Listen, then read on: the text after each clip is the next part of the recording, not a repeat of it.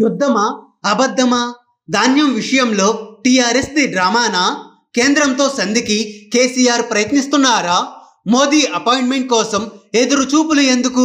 దాన్ని కవర్ చేసేందుకే ధర్నాల పేరుతో డ్రామాలా? ఇదంతా ఐటీ రైట్స్ ఎఫెక్టేనా? నిరుద్యోగుల మంత్రం ఎందుకు జపిస్తున్నట్లు? సారులో భయం ఎక్కువయ్యిందా?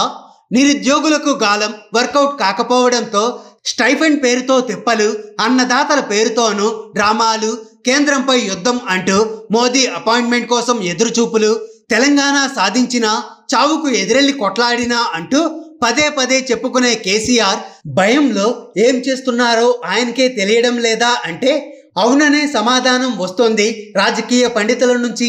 ఢిల్లీలో భూకంపం సృష్టిస్తానని ప్రజల ముందు ప్రగల్భాలు పలుకుతారు. తీరా ఆయన ఏం చేస్తారా అని అంతా ఆసక్తిగా ఎదురు చూస్తుంటే మోదీని కలిసి వంగి వంగి దండాలు పెట్టి వస్తారని అంటున్నారు. తర్వాత భూకంపం ఉండదు, యుద్ధం ఉండదు. ధాన్యం విషయాన్నే చూడండి. ముందేమో కేంద్రం చెప్పినట్లు తల ఆడిస్తూ సంతకాలు చేశారు. ఇప్పుడు యుద్ధమని అంటున్నారు. చేయాల్సిందంతా చేసి కేంద్రానిదే తప్పు అన్నట్లుగా వ్యవహరిస్తున్నారని గుర్తు చేస్తున్నారు. కేసీఆర్ చేసిన తప్పు కళ్ళ ముందే కనిపిస్తున్నా దాన్ని కవర్ చేసుకోవడానికి నానా తంటాలు పడుతున్నారని చెప్తున్నారు. తిమ్మిని బమ్మిని చేస్తూ తనకు సమస్య ఎదురైనప్పుడల్లా కేసీఆర్ డైవర్ట్ పాలిటిక్స్ కు పాల్పడుతూ తప్పించుకుంటున్నారని విశ్లేషకులు చెప్తున్నారు. తాజాగా చేస్తున్న వారిపై అనేక అనుమానాలను వ్యక్తం చేస్తున్నారు. కేసీఆర్ ఢిల్లీలో మోదీ అపాయింట్మెంట్ కోసం ప్రయత్నిస్తున్నారనే ప్రచారం జరుగుతోంది. ఈ నేపథ్యంలో మరోసారి భయంతో యూటర్న్ దిశగా ఆయన అడుగులు పడుతున్నాయి అని అంటున్నారు. ధాన్యం విషయంలో తప్పంతా ఆయనదేనని స్పష్టంగా కనిపిస్తున్నా కేంద్రాన్ని బద్నాం చేయాలి అని చూస్తుండడం ఢిల్లీ పెద్దలకు సహించడం లేదు. ఇదే సమయంలో టీఆర్ఎస్ నేతలకు సంబంధాలు ఉన్న కంపెనీలలో ఐటీ రైట్స్ జరగడంతో సారు మెత్తబడ్డారు అని అంటున్నారు. ఇక 8 ఏళ్లుగా అదిగో ఇదిగో అని కాలయాపన చేసి 80,000 ఉద్యోగాలే ఉన్నాయని ఏవేవో లెక్కలు చెప్పి వెంటనే నోటిఫికేషన్ వస్తుందని ఈ మధ్య ప్రకటన చేశారు కేసీఆర్. పోనీలే, ఇన్నాళ్ళ కన్నా సారుకు దయ కలిగి కొన్ని ఉద్యోగాలకు నోటిఫికేషన్లు ఇస్తున్నారని నిరుద్యోగులు భావిస్తే అది కూడా పెద్ద మాయేనని తేలిపోయింది అని విశ్లేషకులు అంటున్నారు. ఎందుకంటే ప్రకటన చేసి ఇన్నేళ్ళైనా వాటికి సంబంధించి ఎటువంటి అడుగు పడలేదు. పైగా దానిపై వస్తున్న వ్యతిరేకతను కవర్ చేసుకునేందుకే నానా తంటాలు పడుతుండడం అనేక అనుమానాలకు తావిస్తుందని చెప్తున్నారు. తాజాగా మంత్రి గంగుల కమలాకర్ ఒక ప్రకటన చేశారు. బీసీ వర్గాల అభ్యర్థులకు నాణ్యమైన కోచింగ్ అందించడానికి బీసీ మంత్రిత్వ శాఖ సకల సన్నాహాలు చేసిందని, 50 కోట్ల రూపాయల ఖర్చుతో బీసీ స్టడీ సర్కిల్ సెంటర్ల ద్వారా రాష్ట్ర వ్యాప్తంగా 125,000 మందికి పైగా ఉచిత కోచింగ్ ఇస్తామన్నారు. నియోజకవర్గానికి 1 చొప్పున ఒక reading room, online class room, doubt clearance room, ఇలా 3 రూములతో కూడిన 103 స్టడీ సెంటర్లను త్వరలో ఏర్పాటు చేస్తాము అని తెలిపారు.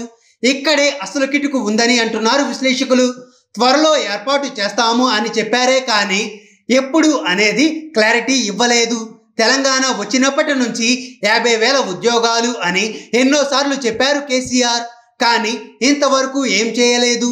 దాన్ని బట్టి ఈ కోచింగ్ కూడా పెద్ద డ్రామాగా చెప్తున్నారు విశ్లేషకులు.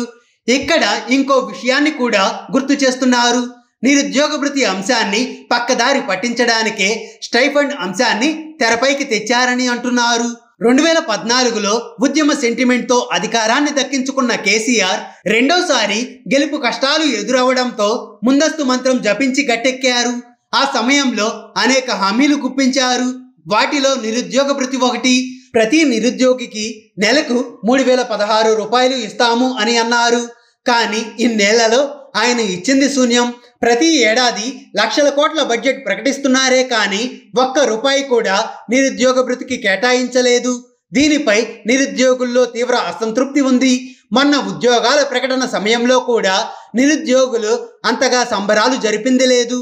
దీన్ని గ్రహించే వారిని చల్లబరిచేందుకు కేసీఆర్ ప్రయత్నాలు చేస్తున్నారని అంటున్నారు విశ్లేషకులు. రాష్ట్రంలో గ్రంథాలయాలు అధ్వానంగా ఉన్నాయని, ఇన్నాళ్ళు వాటిని పట్టించుకోకుండా ఇప్పుడు అది చేస్తాం ఇది చేస్తాం అని చెప్పడం డ్రామా కాక ఇంకేమిటి అనే అభిప్రాయం వ్యక్తం చేస్తున్నారు.